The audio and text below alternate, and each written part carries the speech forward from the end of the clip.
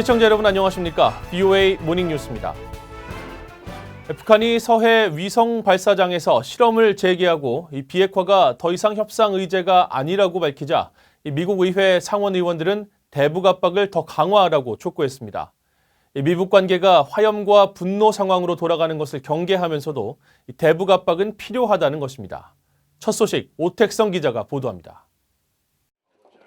미국 상원 외교위 동아태 소위 간사인 에드 마키 민주당 상원의원은 9일 성명을 통해 북한이 서해 위성 발사장에서 중대한 시험을 했다는 발표와 관련해 북한에 대한 추가적 압박을 촉구했습니다. 또 미사일 시설에서 북한의 새로운 활동은 트럼프 대통령이 진작 미사일과 핵실험 동결을 합의문으로 문서화했어야 했다는 것을 보여준다고 지적했습니다. 그러면서 북한의 모든 추가적인 유엔 안보리 결의 위반에 대해 새로운 다자적인 압박과 규탄을 가해야 한다고 강조했습니다. 마키 의원은 다만 트럼프 대통령이 과거 긴장을 고조시켰던 화염과 분노와 같은 설전으로 돌아가서는 안 된다며 새로운 위기는 미국의 동맹들을 더 큰 위험에 처하게 할 것이라고 말했습니다. 이어 트럼프 대통령이 북한의 단거리 미사일 실험을 승인했던 탓에 북한이 계속해서 핵무기와 미사일 역량을 강화해왔다고 주장했습니다. 한편 비핵화가 더 이상 협상 의제가 아니라는 북한의 발언에 트럼프 행정부가 과잉 대응할 필요가 없다며 김씨 일가가 도발 행동을 전술로 활용할 것을 예상해야 한다고 밝혔습니다. 상원 외교위 동아태 소위원장인 코리 가드너 의원은 앞선 8일 성명을 통해 평양의 미치광이가 국제안보와 전 세계의 미군을 계속 위협하고 있다며 북한의 김정은 위원장을 비난했습니다. 또 비핵화가 더 이상 협상 의제가 아니라는 김성 북한 대사의 발언은 북한이 핵 야욕을 중단할 의도가 전혀 없었다는 것을 다시 확인시켜준다면서 미국은 김씨 정권에 대해 왜 최대 압박 정책으로 돌아가야 하는지를 보여준다고 밝혔습니다. 가드너 의원은 이어 자신이 마키 의원과 공동 발의한 대북 외교적 경제적 압박을 강화하는 내용의 리드 액트를 의회가 조속히 채택할 것을 촉구했습니다. 그러면서 북한이 오랫동안 자행한 인권 유린과 공격적 행동, 국제법 위반을 중단할 때만이 국제사회로부터 따돌림을 받는 위치에서 벗어날 것이라고 밝혔습니다. BOA 뉴스 오택성입니다. 오는 11일 열릴 것으로 예정된 유엔 안보리 북한 미사일 관련 회의에서 북한 인권 문제도 논의될 것이라고 미 정부 고위 관리가 밝혔습니다. 이 관리는 10일 익명을 전제로 열린 전화 브리핑에서 안보리 북한 인권 회의가 취소된 배경을 묻는 기자의 질문에 우리는 북한의 그 사안들을 다룰 것이라고 말했습니다. 그러면서 안보리가 이번 회의에서 북한 미사일 발사와 관련한 최근 상황에 대한 종합적인 최신 정보를 논의하게 된다고 거듭 강조하며 우리는 그것이 안보리를 제일 잘 활용할 수 있는 방안으로 인식하고 있다고 밝혔습니다. 이번 달 안보리 순회 의장국인 미국은 앞서 북한의 미사일과 관련된 유엔 안보리 회의를 공식 소집했으며 회의는 오는 11일 열릴 예정입니다. 도널드 트럼프 대통령과 마이크 폼페오 국무장관이 10일 워싱턴을 방문한 세르게이 라브로프 러시아 외무장관과 만나 북한 문제 등 국제 현안과 양국 문제들을 논의합니다. 국무부에 따르면 폼페오 장관과 라브로프 장관은 이날 10시 30분부터 국무부 청사에서 만나 약 3시간 동안 회동과 실무 오찬 등을 함께한 뒤 공동 기자회견을 진행합니다. 이어 도널드 트럼프 대통령이 백악관에서 폼페오 국무장관과 함께 라브로프 장관을 면담할 예정입니다.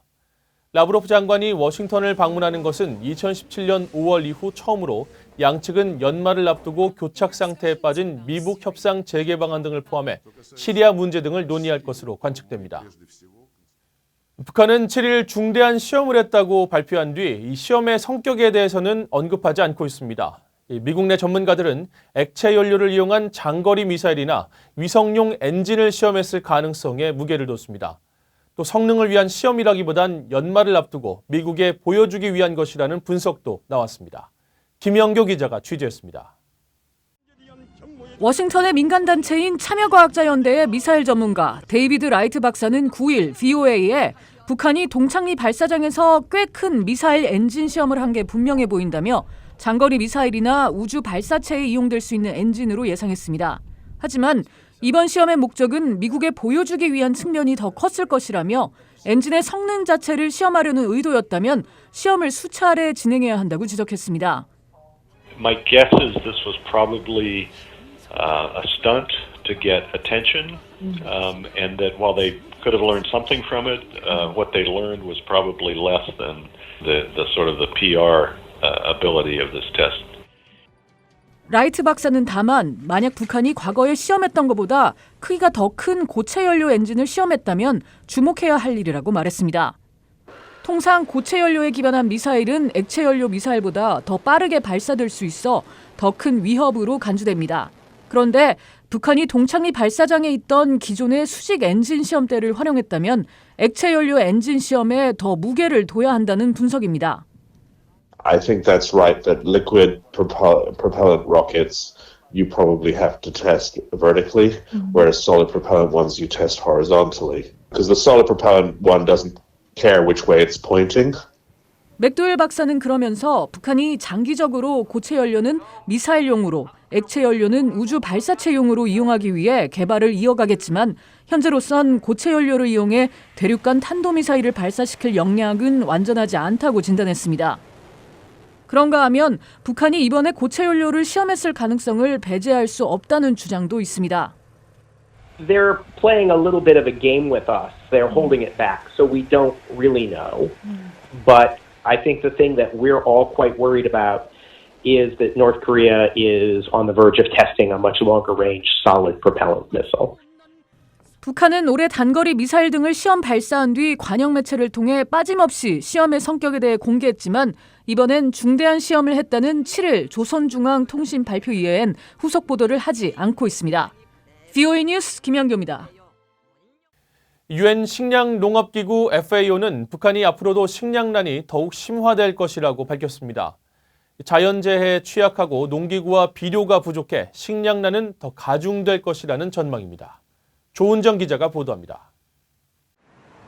유엔 식량농업기구 FAO는 지난달 발표한 북한 2019 필요와 우선순위 보고서를 통해 북한의 식량 불안정이 더욱 심화될 것으로 예상된다고 밝혔습니다. FAO는 북한의 식량 안보가 지난 6년간 홍수와 가뭄 같은 자연재해로 인해 심각한 영향을 받았다면서 연간 식량 생산량은 수요보다 100만 톤가량 부족했다고 지적했습니다. 그러면서 자연재해뿐 아니라 경작지 부족을 비롯해 현대적 농기구와 비료 부족이 식량 불안정의 원인이라고 강조했습니다. 또 이런 요소들을 감안할 때 북한의 식량 불안정 상황은 취약계층을 중심으로 더 심화될 것으로 보인다고 FAO는 밝혔습니다.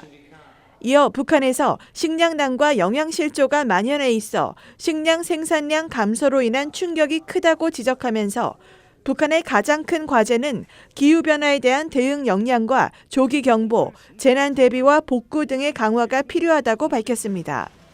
이런 가운데 올해 국제사회의 대북 지원액 3,779만 달러 가운데 한국은 23.8%인 900만 달러를 지원해 가장 큰 기부국으로 집계됐습니다.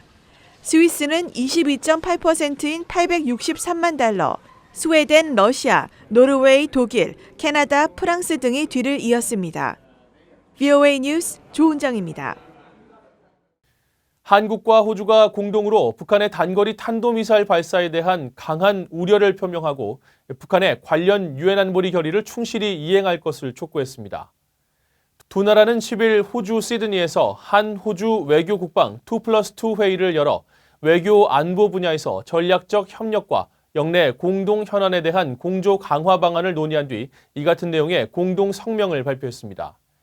양국 장관들은 또 성명에서 판문점 선언과 평양 공동 선언에 표명된 완전한 비핵화와 한반도의 항구적 평화 정착을 위한 유일한 방법은 대화임을 강조하고 모든 국가들의 충실한 유엔 안보리 결의 이행을 촉구했습니다.